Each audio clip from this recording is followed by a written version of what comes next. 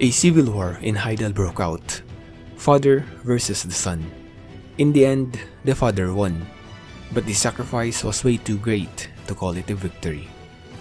The tragedy of the three princes of Heidel has made Crucio lost all his desire to live. He no longer wanted to become the king again, but his youngest child, Princess Jarette, was too young to become the next ruler. With Cliff's urging, Crucio returned to the throne, but he continued to do nothing and wasted away. His last remaining wish was all but one, for his daughter Jarette to grow up and find a proper partner, so he could finally hand over the crown. However, this was also thought without action, so Roxanne stepped in for the leftless king, and had her handmaiden Caroline look after Jarette. Meanwhile, the news of the suspicious death of Alicia, the former princess of Calpheon, had finally reached the country.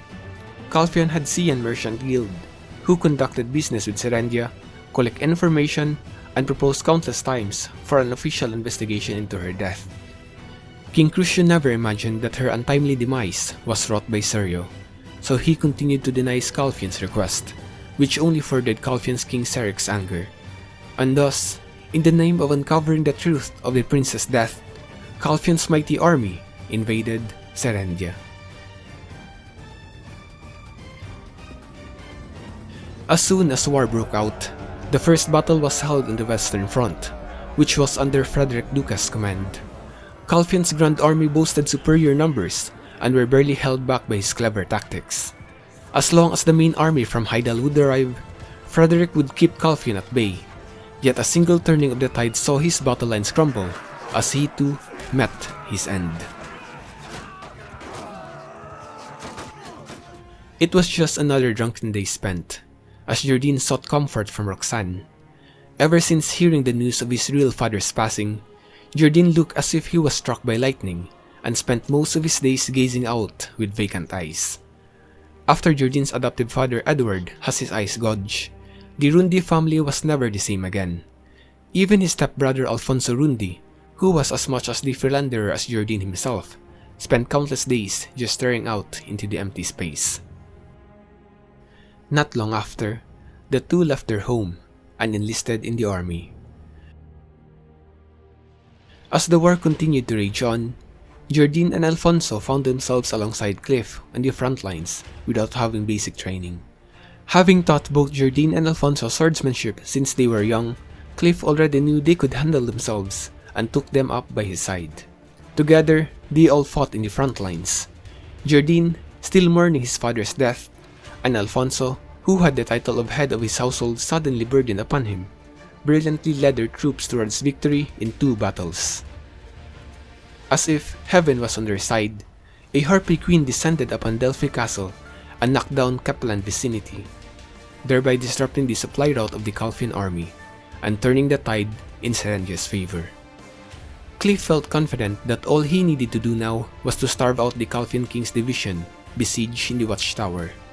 No, by attacking Calpheon head-on, he could even loot countless spoils of war.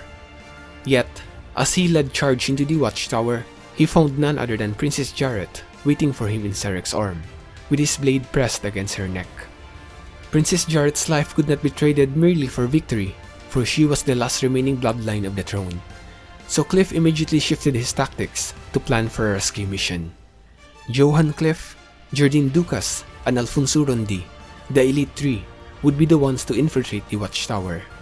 Alfonso, who had long admired the princess, was particularly enthusiastic to go and rescue her.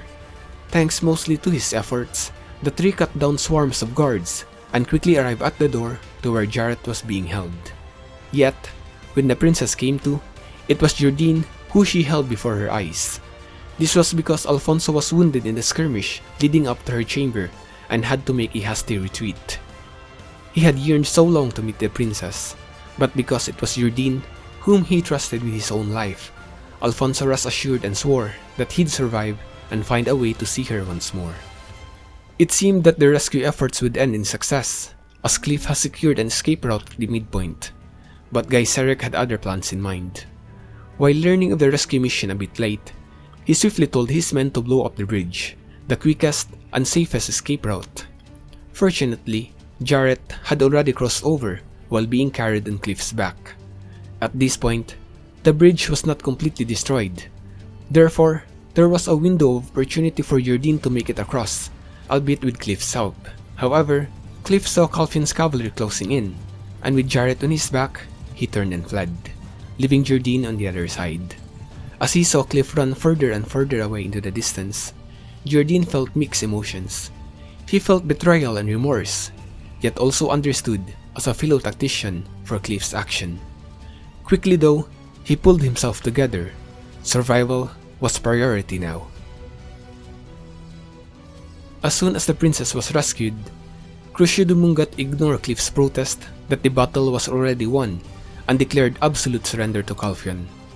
By this point, the harpy situation at Delphi Castle had been taken care of. Kaplan vicinity had been restored, thus securing Calpheon's army supply route. Therefore, no one could be certain on how war could have turned out, but Crucio was just too exhausted and had no strength left to carry on. After the surrender, Crucio was dragged to Calpheon as a hostage to face his crimes in war tribunal. Not long after, Alfonso and Jarette, fortunate as they were, somehow managed to return to Heidel and Scath. While they had lost the war, their contributions were not forgotten and were both awarded the ranks of an officer in the army. They were given pay and could self-sustain themselves. However, Cliff, Jarette, and Alfonso never fought alongside each other ever again. As Jarette was still far too young, an emergency committee under the guidance of Cliff came to preside over Serendia, which soon became a tributary state to Calpheon, who would increase their influence upon Serendia. Then, a lone woman leapt out of the corridor in the Heidel Castle, effectively ending her life. Scribbled on the parchment she left behind, her name was revealed not to be Roxanne Dumungat, but Roxanne Fiaza. Artemio, come find me after you've lived happily until the very end. Roxanne Fiaza was originally from the Fiaza family, whose ancestral home was burned to the ground during the sacking and pillaging carried out by the joint expedition led by Crucio Dumungat of Serendia and Dahad Serek of Calpheon. What had occurred as an accident left Crucio with tremendous guilt, so he did not chase a young boy fleeing from the site, while taking in the young Roxanne, who had survived from the fire, as his own. Everyone around her thought she was too young to remember, yet Roxanne could never forget. Rather, every night she had nightmares, teeth clenched as she vouched to destroy the Dumungat line as they had her own family. Yet during the day she worked tirelessly to become beloved by the king, and would later be wed to the eldest prince. When the time came, she advised her husband to seek the throne, encouraged him to criticize his father, fueled his brother's ambition to kill her own husband, and had both her brother and sister-in-law killed to antagonize the neighboring nation of Calpheon. However, Serendia unexpectedly fought well, so she collaborated with Calpheon to help them kidnap the princess, and later had the king tried in the war tribunal. But she could not do harm to the loyal young princess who followed her footsteps, and thus, feeling that she had fully carried out her vengeance, chose to end her life. 1 year later, Crucio Dumungat returned from Calpheon, a mere skeleton of his former self. Based on Princess Jarette's recommendation, he hired Jarette Ducas as his chamberlain as he prepared to abdicate from the throne, and had Caroline, Roxanne's former handmaiden, to tend to the princess. Johann Cliff, the ever-loyal subject to the throne, who had a hand in the deaths of all Crucio's sons, was sent to the far-off battle lines against the imps, and was never allowed to set foot in Heidel again. Jarette and Alfonso felt their former teacher's treatment unfair, yet, due to the watchtower incident, kept their silence. But with Jarette's family dead due to the war, the heroic spirit that he once had is slowly being consumed by darkness.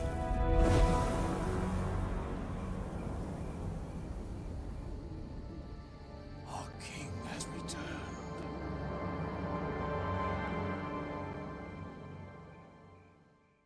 Yes, some things never change, like how I'm holding on tight to you.